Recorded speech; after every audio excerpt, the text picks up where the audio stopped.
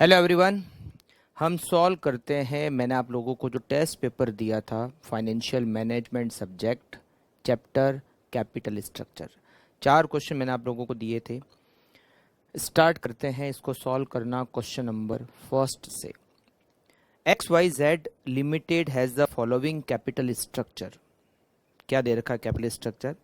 Ordinary share 30 lakh rupees. Ordinary share किसको कहते हैं? इक्विटी शेयर को कहते हैं। ठीक है, 30 लाख रुपीज़ के हैं और एक इक्विटी शेयर 10 रुपीज़ का। इसका मतलब हम नंबर ऑफ इक्विटी शेयर निकाल सकते हैं 3 लाख। रिजर्व एंड सरप्लस दे रखा है 10 lakh. 12% preference share 30 lakh.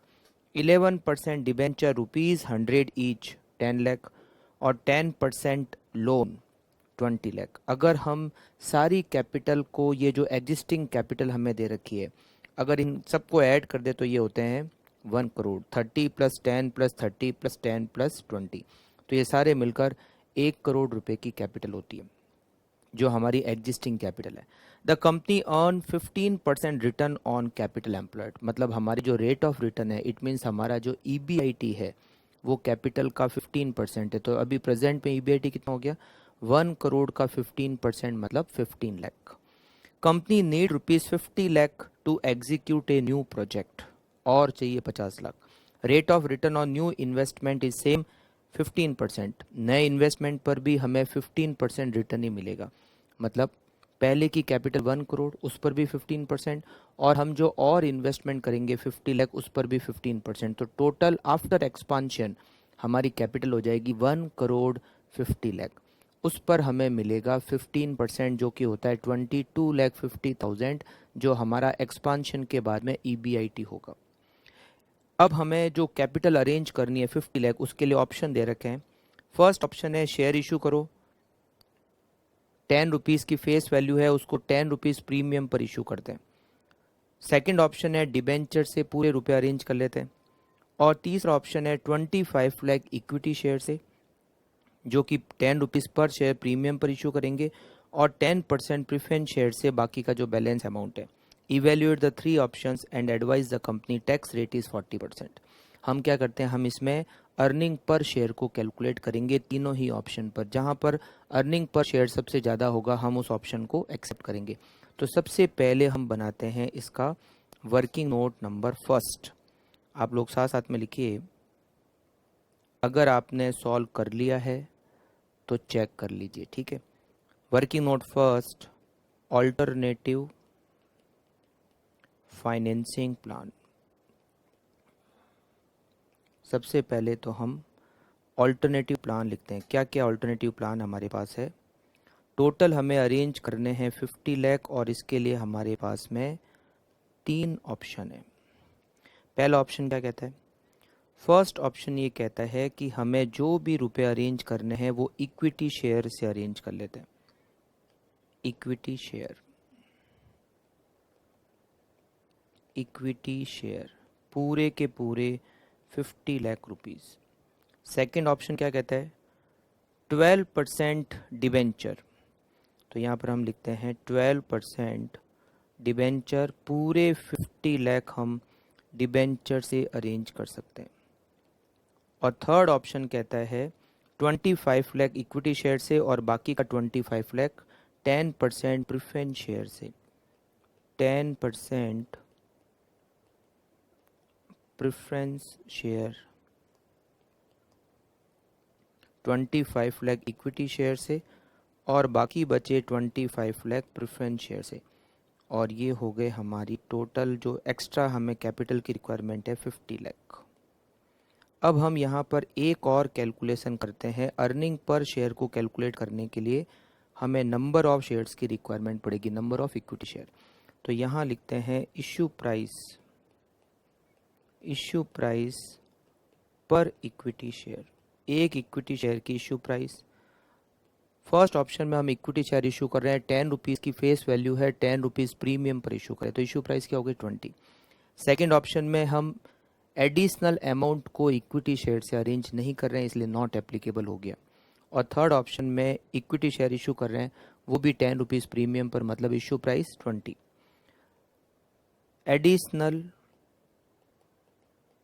Additional number of equity share, कितने एक्स्ट्रा मतलब कितने एडिशनल शेयर इशू होंगे। 50 लाख में हम डिवाइड करते हैं 20 का, तो ये होते हैं 2,50,000 शेयर। यहाँ पर सेकंड में नहीं, और थर्ड में होते हैं 25 lakh divided bye 20, it is 1,25,000 shares. इसमें हम ऐड करते हैं existing number of equity share, existing number of equity share, उसे हमें क्या मिलेंगे, total number of equity share, total number of equity share. Existing number of equity share, हमारी अभी जो एग्जिस्टिंग कैपिटल दे रखी है उसमें 30 लाख रुपीज़ के शेयर है और एक शेयर 10 रुपीज़ का। इसका मतलब अभी हमारे पास ऑलरेडी 3 लाख इक्विटी शेयर है। जो एग्जिस्टिंग इक्विटी शेयर्स है वो हम सारे ही ऑप्शन में लिखेंगे, 3 लाख 3 लाख 3 लाख, मतलब एग्जिस्टिंग तो रहेंगे। तो इससे आ जाएंगे total number of equity share. First option में हो जाएंगे 5,50,000, सेकंड में उतने ही रहेंगे 3 लाख, और थर्ड में हो जाएंगे 4,25,000। अब हम बनाते हैं आगे इनकम स्टेटमेंट, इनकम स्टेटमेंट और कैलकुलेट करेंगे earning per share. Income statement तीनों ही ऑप्शन के हिसाब से कैलकुलेट करेंगे, फर्स्ट सेकंड और third, option first, option second और option third. A B C option के नाम यहाँ पर ए बी सी है, फर्स्ट सेकंड थर्ड नहीं है, तो यहाँ पर हम ए बी सी लिख लेते हैं, ए बी और सी, करेक्ट। अब यहाँ पर भी हम लिख देते हैं ए बी और सी।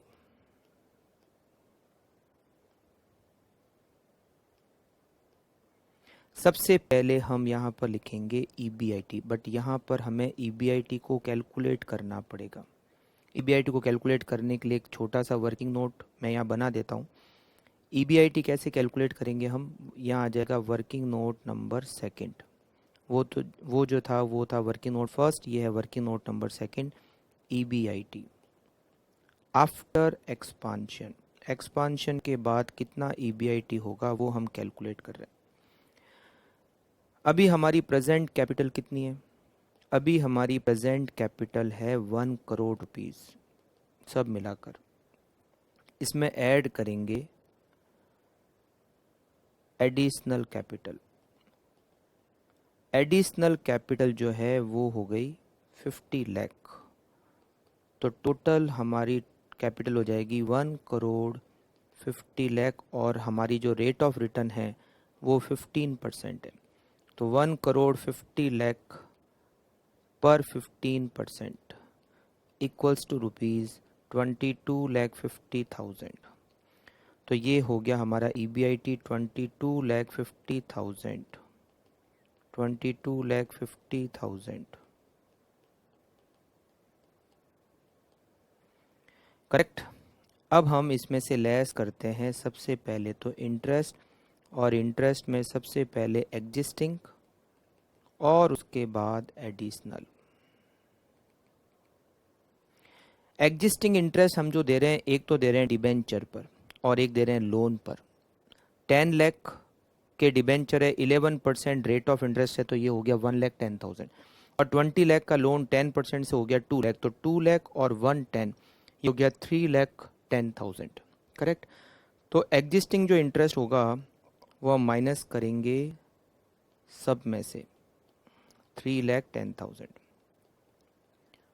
3,10,000, 3,10,000, और अब लेते हैं एडिशनल। हम जो 50 लाख अरेंज कर रहे हैं उसमें फर्स्ट ऑप्शन में तो सारा शेयर ही है, सेकंड ऑप्शन में हम 50 लाख डिबेंचर से इशू कर रहे हैं जिस पर रेट ऑफ इंटरेस्ट है 12%, तो 50 लाख का 12% 6 लाख, तो इसका मतलब है ये हुआ कि हमें सेकंड ऑप्शन में इंटरेस्ट देना है 6 लाख का।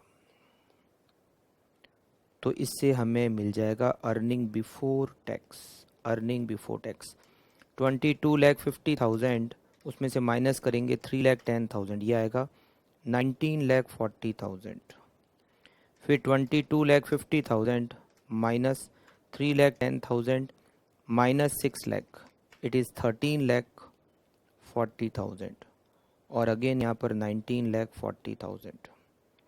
इसमें से हम लेस करेंगे टैक्स, जिसकी रेट यहाँ दे रखी है 40%, 40% टैक्स की रेट दे रखी है। तो 40% टैक्स, 19,40,000 का 40%, 7,76,000 हो गया टैक्स। और रिमेनिंग जो बचा वो हो गया 11,64,000। फिर 13,40,000, इसका 40% टैक्स हो गया 5,36,000। और जो रिमेनिंग बचा वो हो गया 8,04,000। अगेन 7,76,000 और जो रिमेनिंग बचा वो है 11,64,000। इसमें से लेस करेंगे, ये आ गया net profit. Net profit, net profit में से हम माइनस करेंगे preference dividend. Preference dividend, preference dividend में सबसे पहले तो एग्जिस्टिंग, अभी हमारी जो एग्जिस्टिंग कैपिटल है उसमें ऑलरेडी प्रेफरेंस शेयर है 30 लाख, जिस पर 12% डिविडेंड होता है 3,60,000। एग्जिस्टिंग का है तो सभी में आएगा 3,60,000 फर्स्ट में भी, 360 सेकेंड में भी और 3,60,000 थर्ड में भी, सब में। और अब करेंगे एडिशनल। एडिशनल जहां पर हमने एडिशनल कैपिटल में प्रेफरेंस शेयर यूज किया और वो है लास्ट ऑप्शन में, सी ऑप्शन में, 25 लाख का 10%, 2,50,000। तो यहां से लेस करेंगे 2,50,000। तो इसका रिजल्ट क्या आएगा? इसका रिजल्ट आएगा earning available to equity share holder. Earning available to equity share holder 11,64,000 में से माइनस करेंगे 3,60,000, 8,04,000। फिर इसमें क्या करेंगे, नंबर ऑफ, इसमें डिवाइड करेंगे नंबर ऑफ इक्विटी शेयर का, divided by number of equity share. Total equity shares first option में हो गए 5,50,000। तो इसे आएगा earning per share, it is 1.462, 1.462। फिर हम कैलकुलेट करते हैं बी ऑप्शन में, 8,04,000 माइनस 3,60,000, इट इज 4,44,000। यहाँ नंबर ऑफ इक्विटी शेयर हैं 3 लाख, इसमें 3 लाख का डिवाइड करेंगे तो आएगा 1.48, कांटे की टक्कर एकदम। 11,64,000 माइनस 3,60,000 माइनस 2,50,000, इट इज़ 5,54,000। और यहाँ नंबर ऑफ इक्विटी शेयर है 4,25,000 डिवाइड बाय 4,25,000, 1.304। सबसे ज़्यादा अर्निंग पर शेयर कहाँ है? सेकेंड प्लान का, मतलब बी प्लान का। तो क्या लिखेंगे answer? Alternative plan B should be accepted. Correct, ये आंसर आ जाएगा alternative plan B should be accepted. और ये हो गया हमारा फर्स्ट क्वेश्चन सॉल्व। करेक्ट। आप इस इनकम स्टेटमेंट की जगह ईपीएस का फॉर्मूला अप्लाई करके भी इसको सॉल्व कर सकते थे। ठीक, अब हम देखते हैं इसका क्वेश्चन नंबर सेकंड। इसका जो क्वेश्चन नंबर सेकंड है वो दे रखा है, एक कंपनी को 20 लाख की रिक्वायरमेंट है, 2 अल्टरनेटिव दे रखे हैं, plan first, plan second. Plan first में इक्विटी शेयर 10 लाख और सेकंड में 5 लाख, एक शेयर 10 रुपये का है। फिर 12% प्रेफरेंस शेयर और 10% डिबेंचर। आपको टैक्स की रेट दे रखी है 40%। आपको कैलकुलेट करना है विच plan is more profitable if EBIT is ₹5 lakh. तो हम EPS कैलकुलेट करेंगे। देखो क्वेश्चन सेकंड को सीधा सॉल्व करना स्टार्ट कर देते हैं। क्वेश्चन नंबर सेकंड को सॉल्व करते हैं। सबसे पहले लिखते हैं, सीधा इनकम स्टेटमेंट बनाना स्टार्ट करते हैं, क्योंकि सारी कैलकुलेशन तो हमें दे ही रखी है। इनकम स्टेटमेंट, और इसका ये पॉइंट नंबर हो गया एक answer. Income statement, income statement में सबसे पहले लिखते हैं, क्या लिखते हैं? EBIT। दोनों प्लान का कैलकुलेट कर लेते हैं एक साथ, फर्स्ट और सेकंड। यहाँ पर हमें EBIT दे रखा है 5 लाख रुपीज़, तो यहाँ लिखते हैं EBIT 5 लाख फर्स्ट में भी और 5 लाख सेकंड में भी। इसमें से लेस करते हैं इंटरेस्ट। दोनों ही प्लान में डिबेंचर दे रखे हैं जिस पर रेट ऑफ इंटरेस्ट 10% है। तो फर्स्ट में 5 लाख का 10% 50,000, सेकंड में 8 लाख का 10% 80,000। तो 50,000 और 80,000 इंटरेस्ट हम माइनस कर देते हैं, तो इसका रिजल्ट आएगा अर्निंग बिफोर टैक्स 4,50,000 और 4,20,000। इसमें से लेस करते हैं हम टैक्स, जिसकी रेट यहाँ पर हमें दे रखी है 40%। तो 40% टैक्स माइनस करते हैं एट द रेट 40%। 4,50,000 का 40% होता है 1,80,000 और रिमेनिंग बचा 2,70,000 नेट प्रॉफिट। 4,20,000 का 40% 168 और रिमेनिंग बचा 2,52,000। ठीक है, इसके बाद में हम इसमें से लेस करेंगे प्रेफरेंस शेयर का dividend. Less preference dividend. Preference share दोनों में ही है। फर्स्ट में 5 लाख का 12% होता है 60,000 7 में, सेकंड में 7 लाख का 12% होता है 84,000। तो 60,000 और 84,000, 60,000 और 84,000।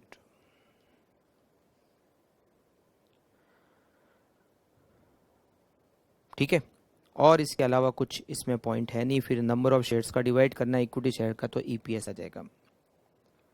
तो सबसे पहले तो ये प्रेफरेंस डिविडेंड माइनस कर देते हैं। माइनस करने के बाद 270 में से 60 गए, ये तो बिना कैलकुलेटर की हो जाएगा 210।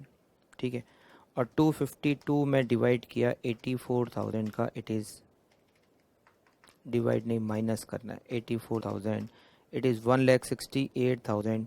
It is earning available to equity share holder.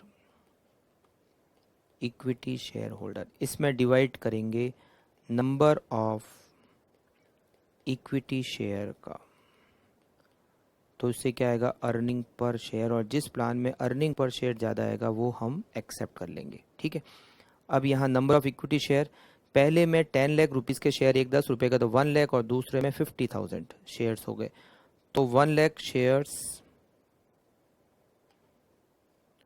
1 lakh और 50,000। तो यहाँ आएगा पहले में तो EPS आएगा 2.10 और दूसरे में 168 divided by 50,000, it is 3.36 earning per share. First का 2.10 और सेकंड का 3.36, करेक्ट। अब हमें करना है सेकंड पॉइंट। सेकंड पॉइंट में क्या करना हमें, सेकंड पॉइंट में हमें इनडिफरेंस पॉइंट कैलकुलेट करना है। इनडिफरेंस पॉइंट EBIT को कैलकुलेट करना है। हम क्या करते हैं इसके लिए, दोनों प्लान का EPS के फॉर्मूले को इक्वल करते हैं। ठीक है, EPS of plan first equals to EPS of plan second. यहाँ तो फर्स्ट सेकंड ही है ना, प्लान फर्स्ट और सेकंड। ठीक है, अब सबसे पहले तो हम EPS का फॉर्मूला इक्वल करते हैं, तो यहाँ लिखते हैं EPS का फॉर्मूला क्या, EBIT minus interest 1 minus T minus preference dividend divided by number of equity share, और दूसरे में भी EBIT minus interest 1 minus T minus preference dividend divided by number of equity share. EBIT को हम मान लेते हैं x, EBIT equal to x। तो अगर इसको सॉल्व करें तो x माइनस, पहले प्लान में इंटरेस्ट कितना है 50,000, 1 माइनस टैक्स की रेट है 0.40, पहले प्लान में प्रेफरेंस डिविडेंड है 60,000 divided by number of shares 1 lakh, equals to x minus, दूसरे प्लान में इंटरेस्ट है 80,000, 1 माइनस 0.40 माइनस प्रेफरेंस डिविडेंड है यहाँ पर 84,000 divided by number of equity share है 50,000। अब इसको सॉल्व करना अगर स्टार्ट करें तो ये होगा 0.6x minus 30,000 minus 60,000 divided by 2 equals to 0.6x minus 48,000 और माइनस 84,000। इसको थोड़ा और सॉल्व करें तो ये हो जाएगा 0.6x माइनस के 90,000 इक्वल्स टू 1.2x माइनस के 48 और 84, 132 मल्टीप्लाई बाई 2 माइनस के 264। इसको सॉल्व करोगे थोड़ा और तो ये बचेगा 0.6x equal to 1,74,000, x equal to 1,74,000 divided by 0.6 equal to rupees 2,90,000। तो इंडिफरेंस पॉइंट EBIT होगा, indifference point EBIT equals to rupees 2,90,000। Correct. अब इसके आगे C पॉइंट में हमें दे रखा है, हमें कैलकुलेट करना है फाइनेंशियल ब्रेक इवन पॉइंट।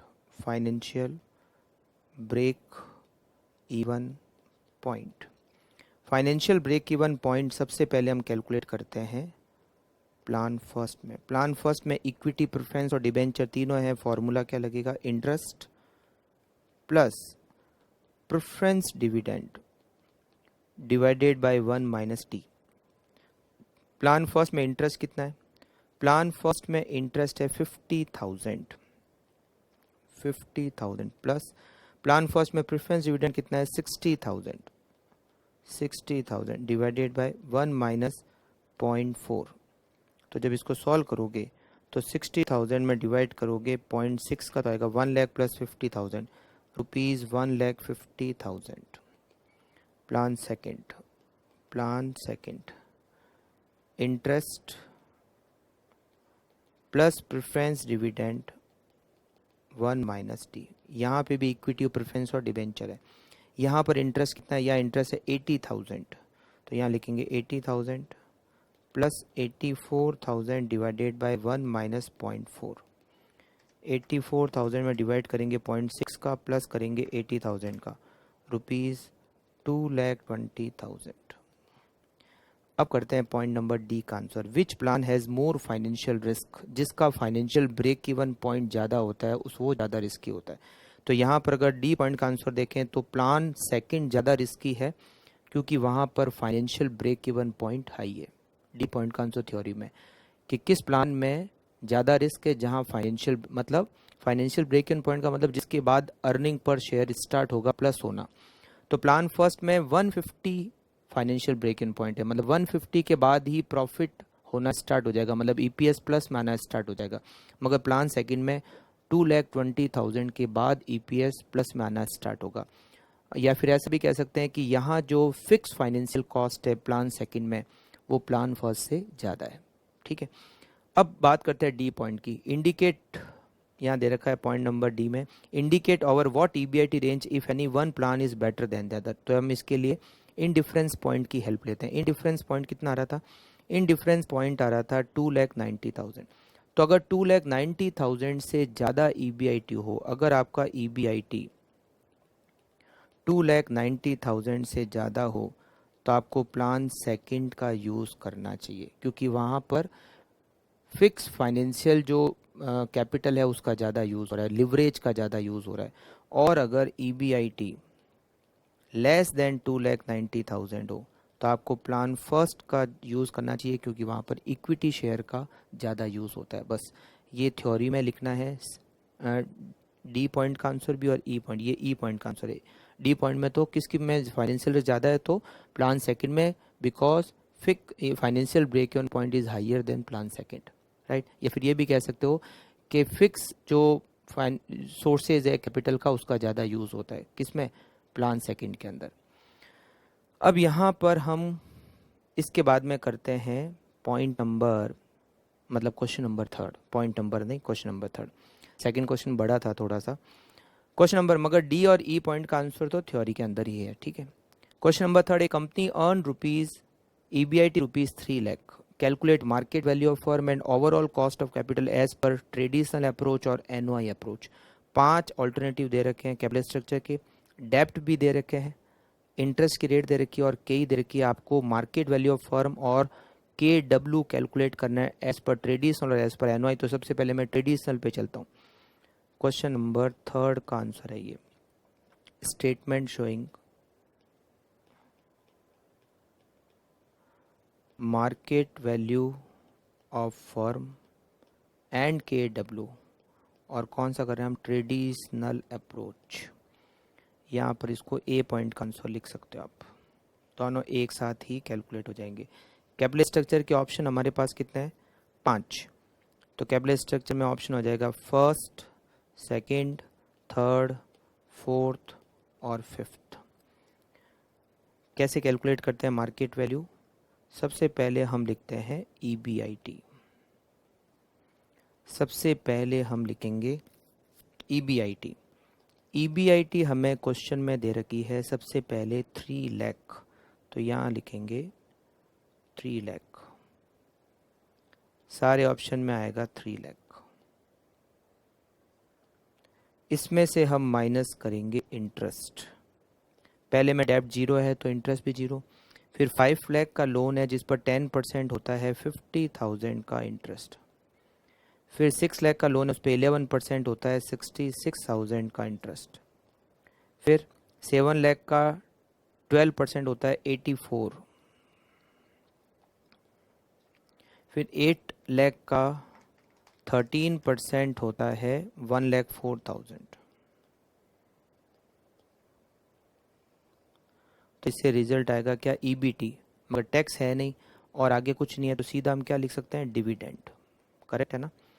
ये हो गया 3 लाख, ये 2,50,000, ये 2,34,000, ये 2,16,000 और ये 2 लाख, ये 2 लाख नहीं आएगा, ये 1,96,000 आएगा, 1,96,000।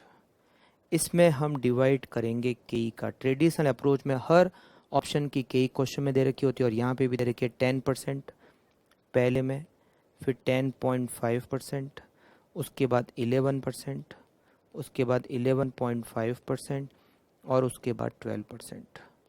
इससे हमें क्या मिलेगा, मार्केट वैल्यू ऑफ शेयर्स। उसमें हम जोड़ेंगे मार्केट वैल्यू ऑफ डेप्ट, उससे क्या आएगा, मार्केट वैल्यू ऑफ फर्म, और उसके बाद क्या हो जाएगा, KW कैसे आएगा, EBIT divided by market value of firm multiply by 100। ठीक है, मार्केट वैल्यू ऑफ फर्म और उसके बाद में मार्केट KW की कैलकुलेशन हम सीधे सीधे कर सकते हैं। तो स्टार्ट करते हैं। 3 लाख डिवाइडेड बाय 10%, ये तो हो ही गया 30 लाख। यहाँ डेप्ट नहीं है तो market value of firm 30 lakh, तो 3 lakh divide by 30 lakh multiply by 100, it is 10%। फिर सेकंड का करते हैं, 2,50,000 डिवाइडेड बाय 10.5%, इट इज़ 2,380,952।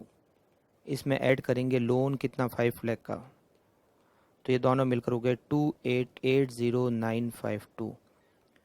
फिर 3 लाख में डिवाइड करेंगे 2,880,952 multiply by 100, it is 10.41%। Then 2,34,000 में डिवाइड करेंगे 11% का, तो 21,27,273। यहाँ लोन है 6 लाख का, तो ये दोनों मिलकर हो जाएंगे 27,27,273। 3 lakh divided bye 2727273 multiply by 100, it is 10.99 means approximately 11%। फिर 2,16,000 में डिवाइड करेंगे 11.5% का, इट इज़ 78261, यहाँ पर लोन है 7 लाख रुपीज़ का, ये दोनों मिलकर 2578261, 3 lakh divided bye 2578261 multiply by 100, it is 11.64%. Then 1,96,000 divided by 12%, 163333, यहाँ लोन कितने का है?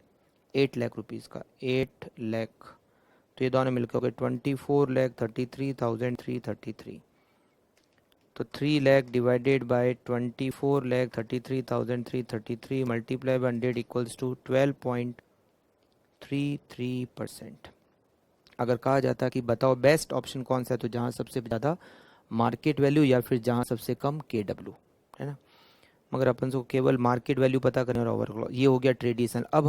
अब हम एक और स्टेटमेंट बनाते हैं एज पर NOI अप्रोच. तो यहाँ लिखते हैं बी पॉइंट में, statement showing market value of firm and KW, NOI approach. फिर से वही हमें क्या करना है, 5 कॉलम बनाने हैं. फर्स्ट, सेकंड, थर्ड, फोर्थ और फिफ्थ. यहाँ पर हम लिखेंगे फर्स्ट, सेकंड, थर्ड, फोर्थ और फिफ्थ. सबसे पहले क्या करेंगे, सबसे पहले हम लिखेंगे EBIT 3 लाख, 3 लाख, 3 लाख, सब जगह EBIT क्या आएगा, 3 लाख आएगा. इसमें से लेस करेंगे इंटरेस्ट, पहले में 0, फिर 50,000, फिर 66,000, फिर 84,000 और फिर 1,04,000. इससे आएगा अर्निंग बिफोर टैक्स, यानी कि यहाँ हो जाएगा सीधा डिविडेंड. 3 लाख, 2,50,000, 2,34,000, 2,16,000 और 1,96,000. इसमें डिवाइड करेंगे हम KE का. अब हम वहाँ पर वैल्यूएशन करेंगे सबसे पहले जहाँ पर डेप्ट नहीं है, मतलब फर्स्ट सिचुएशन में. यहाँ पर KE क्वेश्चन में दे रखी है 10%. इस आएगा market value of share 30 lakh. फिर इसमें ऐड हो गई मार्केट वैल्यू ऑफ डेप्ट और वो है निल. तो इस आएगा market value of firm,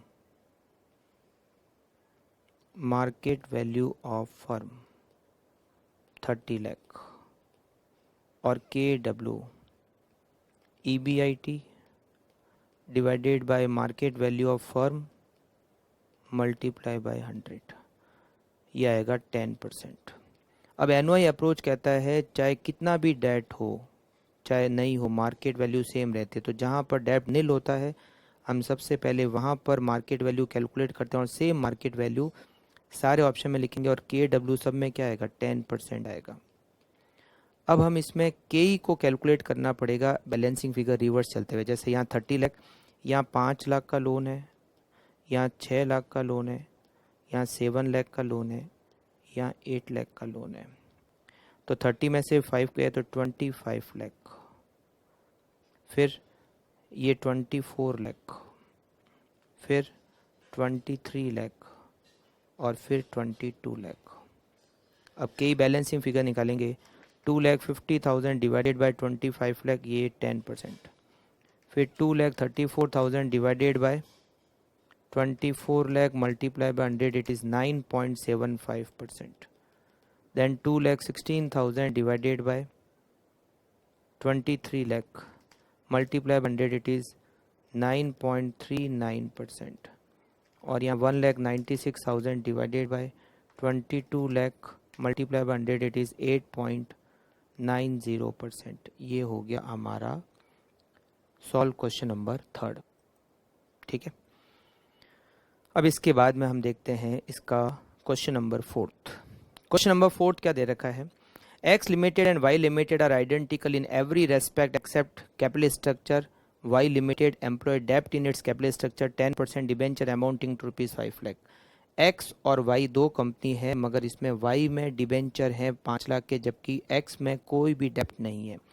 following information EBIT दे रखा 3 लाख, इक्विटी कैपिटलाइजेशन रेट दे रखी है 20%, इनकम टैक्स की रेट दे रखी है 40%. एज पर MM मॉडल आपको मार्केट वैल्यू निकालनी है और आपको ओवरऑल कॉस्ट पता करनी है. तो सबसे पहले यहाँ पर हम मार्केट वैल्यू कैलकुलेट करते हैं क्वेश्चन नंबर 4 में. क्वेश्चन नंबर 4 यहाँ पर हम लिखेंगे कैलकुलेशन ऑफ स्टेटमेंट बना देते हैं. Statement showing market value of firm.